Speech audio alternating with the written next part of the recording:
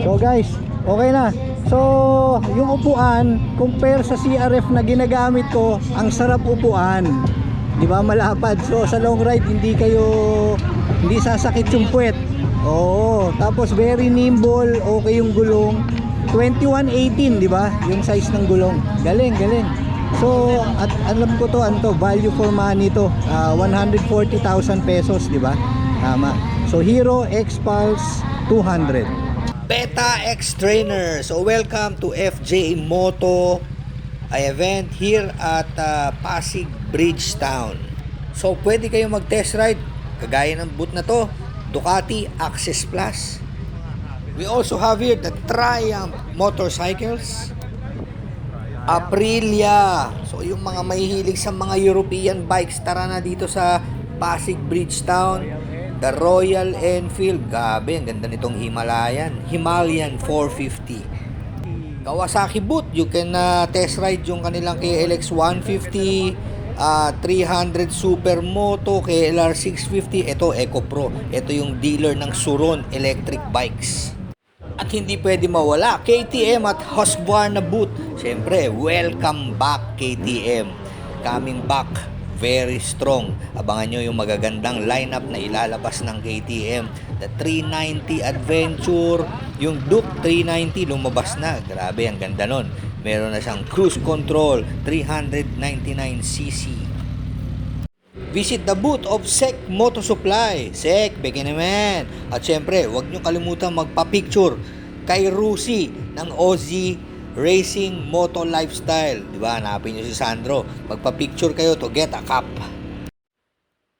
Booth ng Moto World. Kanina, nagpa-picture din sa akin yung staff kasi nakita nila ang gamit kong helmet is Rayo. So, alam ko may mga discount dito. Nagbibigay sila ng ilang percent. So, visit kayo sa booth. Ayan, sila ma'am at sir. Binigyan ako ng discount. At syempre, di ba, support natin itong Moto World or Moto Market. Alam ko, iisa lang yan. CF Moto. Ayan, yung mga MT450. Nakakita rin ako, alam ko, CLX. 800 MT, 700 MT, pati yung mga maliliit na motor na yan, may electric bike din sila. Visit nyo yung booth ng CF Moto. At don't forget, bumili kayo ng raffle ticket worth 300. Baka mapasa inyo itong Rio na 2-stroke enduro bike.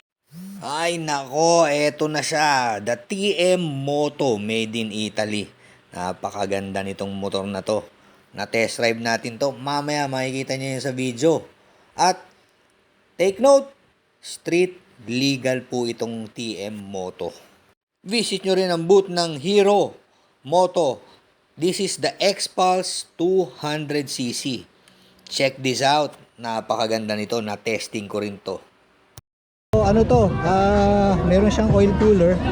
Tingnan natin. Saan ano to? Animang cambio? 5 speed. Okay, so comparison sa CRF, halos pareho lang, pero mas natingin ko mas upright yung position. Tingnan natin yung maganda yung ano niya, maganda yung panel niya, digital. All digital, ano? With Bluetooth connection and navigation. Okay. And then meron siyang Bluetooth connectivity. Oh, so pair na siya sa cellphone. Yes po. Kailangan lang natin mag-download ng app ni Hero. Okay. For navigation, sir. Tapos, kung may mag-message, Okay. at saka may tumatawag, may indicator na rin siya. Okay. Tapos, one best thing, sir. ABS, may road.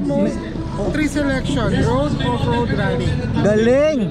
So, depende po sa trail na ba natatahakin nyo, Tama. pwede siyang set. So okay. So yung tatlong mode na yan, applicable yan kahit umaandar on the Yes, fly. po. Pwede. Pindot lang. Apo. Galing. Ilang liters yung 13. Oh, malaki. 13 liters. Malaki. Oh, malaki. Anyway, let's go. Okay.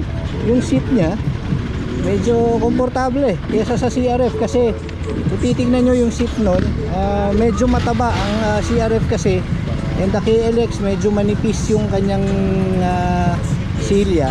So eto okay to para sa akin. Tapos umiilaw yung ABS, Siyempre, pag andar natin, mawawala yan.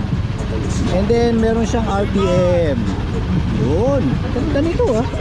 So, price nito, sabi, it's 140,000 pesos. Ayun yung KLX na 150S. Meron pa palang small, the R90. Ito yung Hero. Ganda. Pawili ah.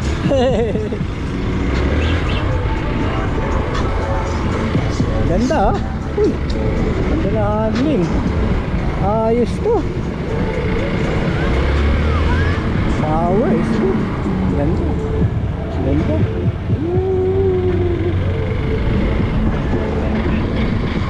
Okay to ah. Compare mo sa CRF, medyo tingin ko mas okay to. Tapos 4 valve siya. Meron siyang ano, meron siyang oil cooler.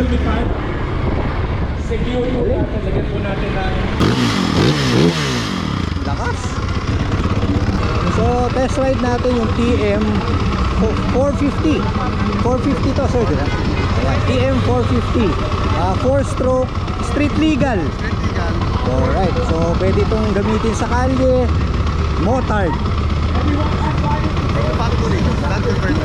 Oo, factory talaga to, di ba? Hindi kinonvert lang.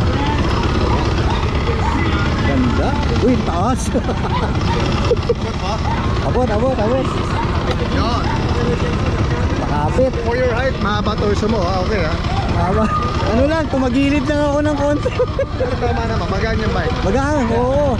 Grabe. Sarap. Yan.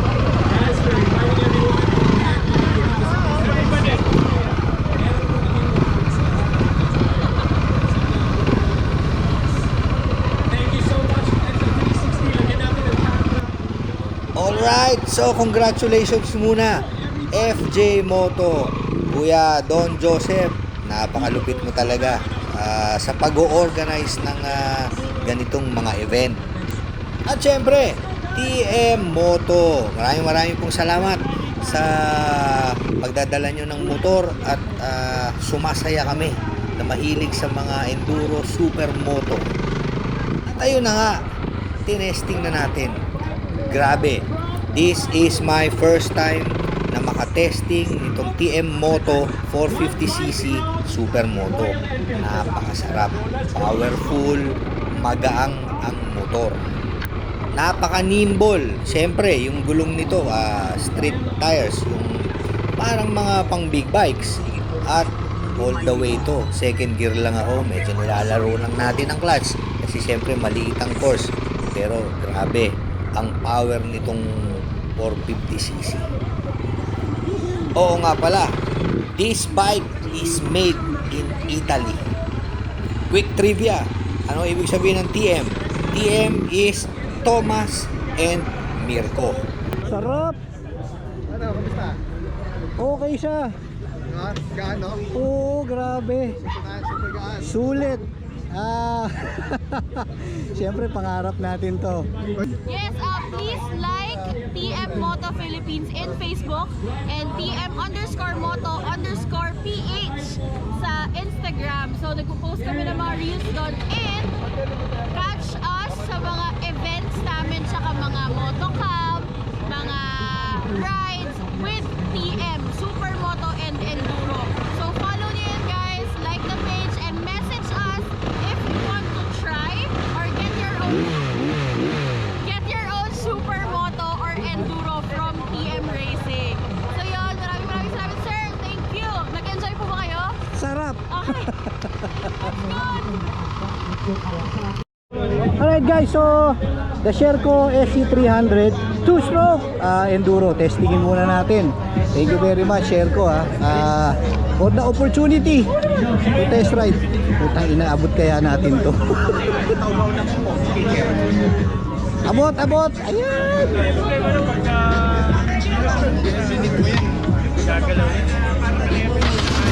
Abot naman, abot.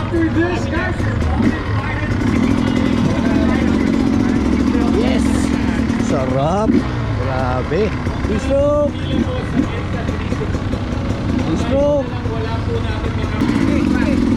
Tangkad! Grabe! Iba talaga tumunog ang two-stroke. Sarap. Dito medyo biniga natin. Lakas ng preno. Nag-skid yung gulong.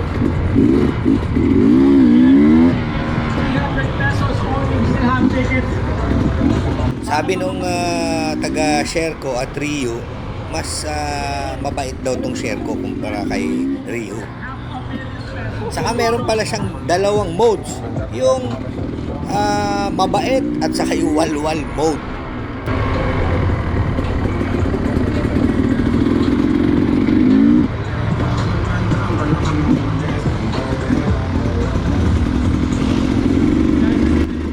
Ito, dinaanan lang natin. Gabi, ang ganda ng suspension. Anyway, thank you very much, Sherco, for giving me the opportunity to test ride this SC300 Enduro bike.